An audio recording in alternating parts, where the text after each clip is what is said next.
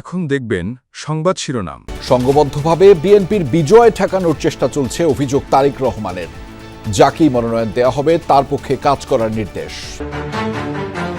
BNP যতই উস্কানি দিক, ঝগড়ায় জড়াবে না জামায়াত, বললেন নায়েবে আমির। সরাসরি দ্বিপাক্ষিক আলোচনায় বসার আহ্বান।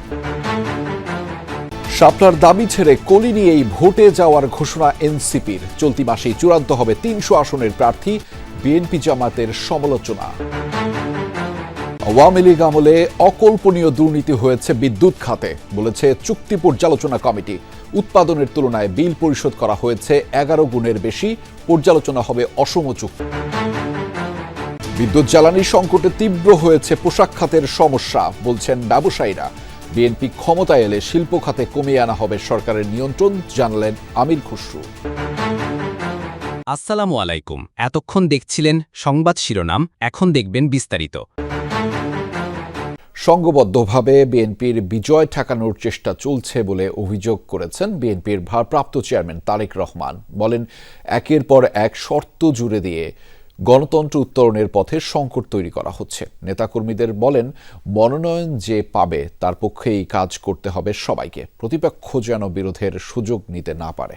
প্রবাসে বিএনপির প্রাথমিক সদস্যপদ নবায়ন ও নতুন সদস্য গ্রহণ কর্মসূচির অংশ হিসেবে রোববার বিকেলে ওয়েবসাইটের মাধ্যমে অনলাইন পেমেন্ট গেটওয়ে কার্যক্রম উদ্বোধন করা হয়। গুলশানে এই অনুষ্ঠানে প্রধান অতিথি হিসেবে ভার্চুয়াল মাধ্যমে যোগ দেন বিএনপির ভারপ্রাপ্ত চেয়ারম্যান তারেক রহমান।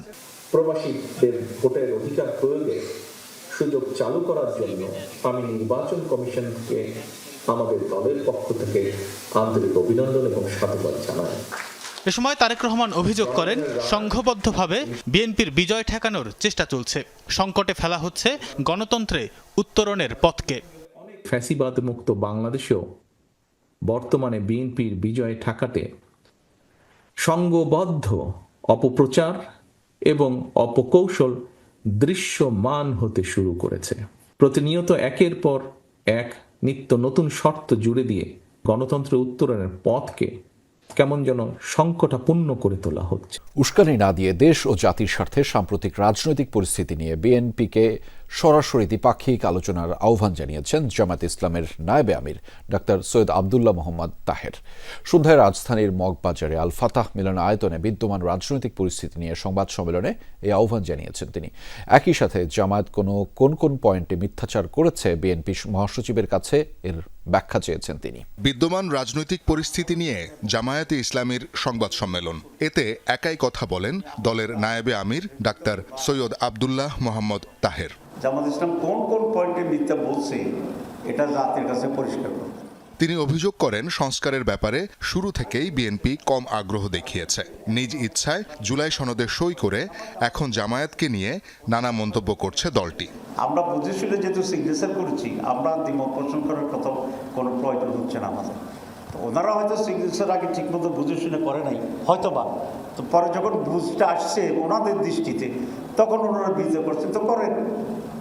কিন্তু আমরা বিশ্বের সাথে দেখলাম যে ওনারা সংস্কারের বিরোধিতার সাথে সাথে জামাত ইসলামীকে টার্গেট করে বিরোধিতা করা শুরু করে। জামায়াতে ইসলামী মিথ্যাচার করছে। বিএনপি মহাসচিব মির্জা ফখরুল ইসলামের এমন মন্তব্য ও জামায়াতকে নিষিদ্ধ করা নিয়ে বিএনপি নেতাদের মন্তব্যের প্রতিবাদ জানান ডাক্তার তাহের। ফুল না পেলেও প্রতীক হিসেবে শাপলা কলি আদায় করে নিয়েছে এনসিপি।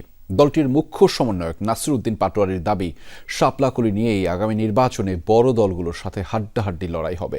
সুষ্ঠু নির্বাচনের জন্য গণভোট ইস্যুতে বিএনপি জামায়াতের দ্বন্দ্ব নিরসনের আহ্বান জানান তিনি। এদিকে ইসির সিনিয়র সচিব বলেছেন, আগামী 18 নভেম্বর চূড়ান্ত ভোটার তালিকা প্রকাশ করা হবে। এ সময় আরপিও সংশোধন ইস্যুতে প্রশ্ন করা হলে তিনি জানান, বিষয়টি আইন মন্ত্রণালয়ের হাতে ছেড়ে দিয়েছে ইসি।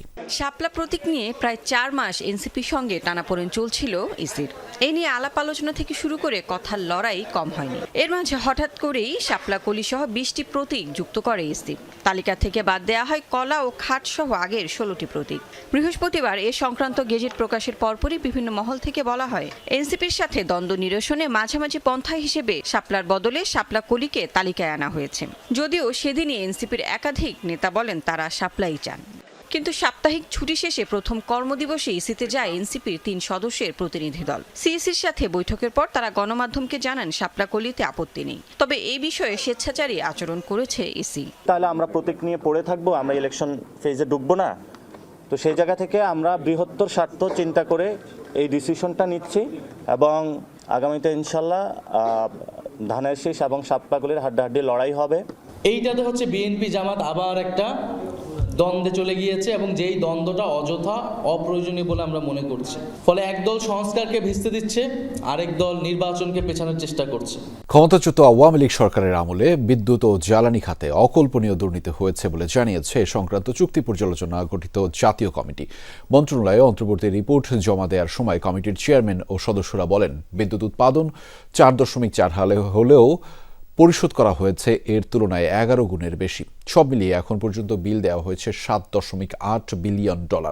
দুর্নীতির কারণেই আশপাশের দেশের চেয়ে বাংলাদেশে বিদ্যুতের দাম 25 ভাগ বেশি। উপদেষ্টা বলেন, আদানি সহ যেসব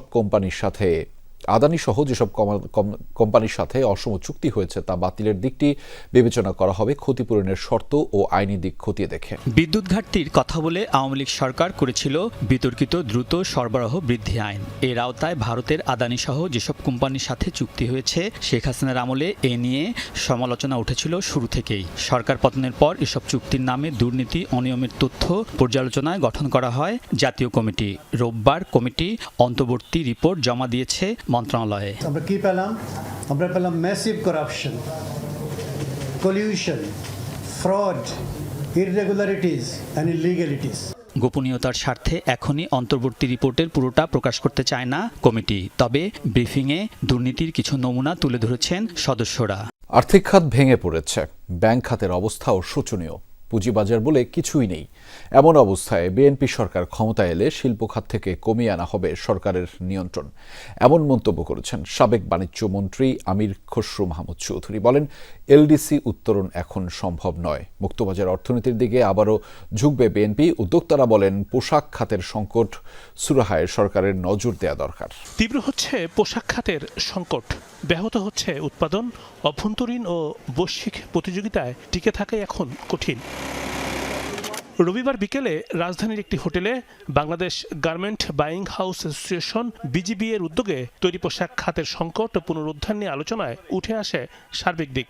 বলা হয়, বিদ্যুৎ জ্বালানি সংকট তীব্র হয়েছে, ঠিক সময়ে পণ্য রপ্তানি করা যাচ্ছে না, শ্রম আইন এখন মাথা ব্যথার কারণ। যে গত 3 মাসে 6% ডিক্লাইনিং এবং যে সবচেয়ে বিজি সিজন ইজ আপন আস, স্প্রিং সামার, এটা তো আমাদের অর্ডার ইজ ভেরি লেস। আমাদের সিকিউরিটি, আমাদের কিন্তু কোনো এই ইন্ডাস্ট্রি কিন্তু আমরা সিকিউরিটি বলতে পারছি না। যেটা সবচেয়ে বড় দামি জিনিস আমরা হারাচ্ছি সেটা হচ্ছে রেপুটেশন। উদ্যোক্তারা জানান, বিমানবন্দরের কার্গো ভেসেলের অগ্নিকাণ্ডে পুড়ে গেছে পোশাক খাতের বড় অঙ্কের পণ্য। তবে সরকারের তরফ থেকে সহায়তা দেওয়া হচ্ছে না। দ্রুত সময়ের মধ্যে নির্বাচনও দাবি করেন কেউ কেউ।